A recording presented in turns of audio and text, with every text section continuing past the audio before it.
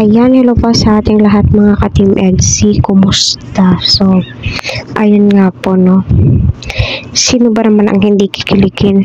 Intro pa lamang po ng vlogs ni Kalinga Prab sa EDSI, may ewan ko na lamang po ano. So nakailang ulit na ako pinanood to, so nakadalawa pa lang po ako so pinapakinggan kong mabuti yung mga sagot kasi nga first time to, no, na eye to eye contact po talaga sila kapag nagsasakot sa mga questions, kaya masasabi mong sincere sila sa kanilang mga kasagutan. Yung tipong parang nag-uusap po silang dalawa, no? Parang lang, baka may nagsasabi naman dyan, ay hindi yan sila nag-uusap, parang nga.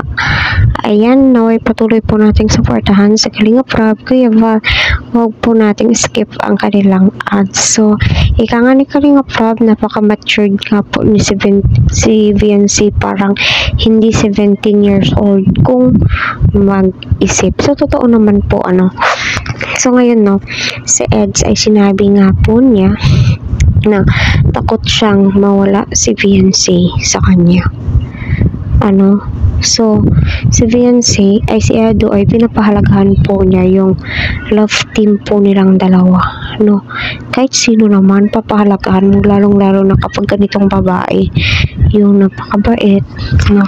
Kasi nga halos naka-love team ni Edo ay, although di naman po masasabi na family oriented kasi nag-away-away nga po dahil sa pera. Ito si Beyonce is sinishare po niya sa mga kamag-anak niyang walang-wala, diba? So, sino ang hindi mapapahanga, diba? Si Eds tumutulong nga, isa pong good Samaritan. So, ikaw, sino ba naman ang hindi ma-develop kay Beyonce, diba? Yung mga ganitong tanungan, iwan ko na lamang po napapasana all ka na lamang po talaga sa kanila, no? Sana Eds, no, naway talaga maging kayo